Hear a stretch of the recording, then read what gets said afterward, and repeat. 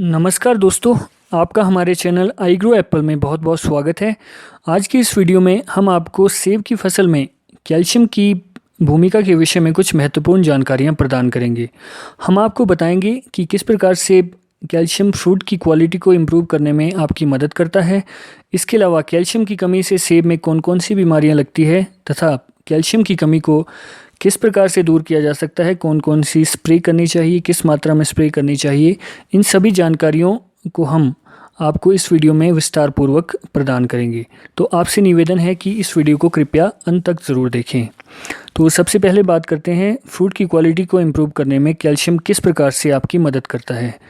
जैसा कि आपको पता है, फ्रूट की डेवलपमेंट या सेब की ओवरऑल डेवलपमेंट में बहुत सारे पोषक तत्वों की अलग अलग भूमिका है, जैसे नाइट्रोजन, फास्फोरस, पोटाश। इसके अलावा बोरोन और जिंक इत्यादि बहुत सारे पोषक तत्व हैं जो अपना अलग अलग रोल अदा करते हैं सेब की डेवलपमेंट में। इसी प्रकार से कैल्शियम भी एक बहुत इम्पॉर्टेंट पोषक तत्व है, और ये इम्पॉर्टेंट क्यों है हम आपको एक एक करके बताएंगे। सबसे पहले, जैसा कि आपको पता है, आजकल पेटल फॉल की स्टेज चल पड़ी है मैक्सिमम जगहों पर। पिंक बर्ड और फुल ब्लूम के बाद पेटल जो अगली स्टेज आती है वो पेटल फॉल की स्टेज आती है, और उसके बाद जो अगली स्टेज है वो है फ्रूट सेटिंग की। बट हमारे लिए पेटल फॉल की स्टेज इसलिए भी इम्पॉर्टेंट है क्योंकि जब एक बार फ्रूट सेटिंग हो जाती है उसके बाद सेल डिवीज़न शुरू हो जाता है। सेल डिवीज़न यानी कोशिकाओं का विभाजन शुरू हो जाता है, और सेल डिवीज़न की वजह से ही फ्रूट का साइज़ इम्प्रूव होता है, साइज़ बढ़ता है, और पत्तों का साइज आकार भी बढ़ता है, और विभिन्न प्रकार का जो सेब में विकास होता है शुरू हो जाता है। तो कैल्शियम आपका इसी सेल डिवीज़न में हमारी मदद करता है, यानी कैल्शियम की वजह से जो फ्रूट में सेल डिवीज़न होता है वो इम्प्रूव हो जाता है, और सेब का जो साइज़ होता है वो भी इम्प्रूव होता है। कैल्शियम की वजह से सेब का आकार कम नहीं होता बल्कि सेब का आकार बढ़ता है। इसके अलावा कैल्शियम जो सेल वॉल स्ट्रक्चर है उसको स्ट्रेंथन करने में आपकी मदद करता है, यानी उसको स्ट्रॉन्ग कर देता है, जिसकी वजह से जो सेब का दाना होता है उसकी हार्डनेस यानी कठोरता बढ़ जाती है। अब कठोरता बढ़ने से क्या होता है, जो इसकी स्टोरेबिलिटी होती है, मतलब सेब को अधिक समय तक हम स्टोर कर पाते हैं, उसकी शेल्फ लाइफ भी बढ़ जाती है सेब की। क्योंकि होता क्या है, जैसे कई बार आपने देखा होगा, जब कैल्शियम की कमी होती है तो सेब का दाना सॉफ्ट रह जाता है, जिस वजह से जब अगर सेब का दाना गिर जाए या आपस में टचिंग हो जाए तो इजीली वो डैमेज हो जाता है। तो अगर उसमें कैल्शियम की कमी नहीं है तो सेब का दाना हार्ड होगा, और नॉर्मली जो टचिंग या दूसरे प्रकार के गिरने से सेब के दाने के गिरने से जो डैमेज होता है वो काफ़ी हद तक कम हो जाता है। इस प्रकार से कैल्शियम सेब की शेल्फ लाइफ को बढ़ाता है। इसके अलावा कैल्शियम शूट के टिप्स की ग्रोथ में, इसके अलावा लीव्स की ग्रोथ, लीव्स जो यानी पत्ते हैं, पत्तों के डेवलपमेंट में, तथा रूट सिस्टम के डेवलपमेंट में, यानी जो आपकी जड़ें हैं उनके विकास में भी एक बहुत ही अहम भूमिका निभाता है।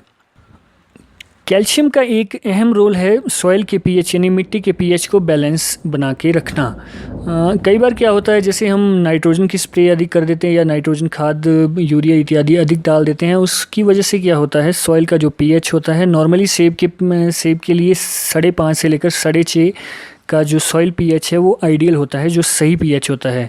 परंतु नाइट्रोजन इत्यादि की अधिक यूज़ करने से सॉइल का पीएच कम हो जाता है और सॉइल एसिडिक हो जाती है। तो उस पीएच को बढ़ाने यानी उसको बैलेंस करने में आप कैल्शियम का यूज़ कर सकते हैं, यानी कैल्शियम सॉइल के पीएच को बैलेंस करने में हमारी मदद करता है। अब बात करते हैं कैल्शियम की कमी के क्या लक्षण हैं और कैल्शियम की कमी से सेब में कौन कौन सी बीमारियां लगती है। एक्चुअली जब कैल्शियम वैसे दो तरीके से सेब में अब्जॉर्ब होता है, या तो वो सॉइल और रूट के थ्रू होता है या फिर फोलियर स्प्रे के थ्रू होता है। हमारी जहाँ तक हमारा ज्ञान है तो फोलियर स्प्रे के थ्रू जब आप कैल्शियम की स्प्रे करते हैं तो अधिक मात्रा में अब्जॉर्प्शन होती है एज़ कम्पेयर टू सॉइल। और इसकी कमी के लक्षण क्या हैं, जैसे बिटर पिट स्पॉट्स एक बीमारी है बिटर पिट, उसमें सेब के दाने में काले काले रंग के धब्बे पड़ जाते हैं। इसके अलावा पुअर रूट डेवलपमेंट, यानी जो आपकी जड़ें हैं उनका डेवलपमेंट ख़राब तरीके से होता है। इसके अलावा कॉर्क स्पॉट कॉर्क स्पॉट और लेंटिसेल ब्रेकडाउन। लेंटिसेल होते हैं जो सेब की टहनियों में या तने में और सेब के फल में जो छोटे छोटे छेद होते हैं, छोटे छोटे छेद दिखाई देते हैं, उनको लेंटिसेल बोलते हैं। तो अगर कैल्शियम की कमी होगी तो लेंटिसेल डैमेज हो सकता है। इसके अलावा सेब में कैल्शियम की कमी का एक लक्षण यह भी है कि जो पत्तियां होती हैं वो ऊपर की ओर मुड़ जाती है जब कैल्शियम की कमी होती है। अब बात करते हैं कैल्शियम की कमी को किस प्रकार से दूर किया जा सकता है। कैल्शियम की कमी को दूर करने के लिए हम 2 स्प्रे कर सकते हैं, 2 प्रकार की स्प्रे कर सकते हैं। या तो कैल्शियम क्लोराइड की स्प्रे कर सकते हैं या कैल्शियम नाइट्रेट की स्प्रे कर सकते हैं। हमारी अगर आप सलाह माने तो आप कैल्शियम नाइट्रेट की जगह कैल्शियम क्लोराइड की स्प्रे करें, क्योंकि कैल्शियम नाइट्रेट की स्प्रे करने से क्या होता है, जो आपकी कलर की डेवलपमेंट होती है, यानी जो कलर डेवलप होता है सेब में, वो डिले हो जाता है, वो प्रोसेस डिले हो जाता है। इसके अलावा कैल्शियम नाइट्रेट की वजह से लेंटिसेल डैमेज होता है और कैल्शियम नाइट्रेट का अधिक यूज़ करने से सॉइल का पीएच भी कम हो सकता है, क्योंकि इसमें नाइट्रोजन होता है और नाइट्रोजन हमने पहले से ही काफ़ी मात्रा में अप्लाई किया होता है। तो कैल्शियम नाइट्रेट को छोड़कर आप कैल्शियम क्लोराइड की स्प्रे करें तो ज़्यादा सही है। अब कैल्शियम क्लोराइड की स्प्रे किस प्रकार से करनी है। कैल्शियम क्लोराइड में 29% कैल्शियम होता है और इसकी स्प्रे की शुरुआत करनी है आपने पेटल फॉल स्टेज से लगभग 3 हफ्ते के बाद और हार्वेस्टिंग तक यानी तुड़ान तक लगभग 6 से 8 स्प्रे हो जानी चाहिए। वो मैक्सिमम है 6 से 8 स्प्रे, बट आप अपने हिसाब से, अपनी सुविधा के हिसाब से कर सकते हैं। और 2 स्प्रे जब भी आप स्प्रे करें तो 2 स्प्रेज के बीच लगभग 2 हफ्ते का कम से कम गैप रखना है आपने। एक आपसे एक और निवेदन है कि जब भी आप कैल्शियम की स्प्रे करें तो उसकी डोजेज को आप धीरे धीरे बढ़ाएं। शुरू में क्योंकि दाना छोटा होता है, जैसे जैसे सेब के फल का आकार बढ़ता जाता है उस हिसाब से आप कैल्शियम क्लोराइड की स्प्रे का डोजेज बढ़ाते जाएं।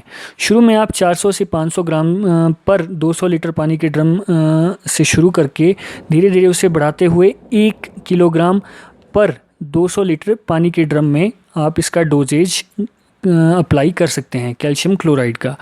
और एक चीज़ आपने याद रखनी है, कैल्शियम क्लोराइड के साथ आपको कभी भी कैप्टान और बोरोन मिक्स नहीं करना है।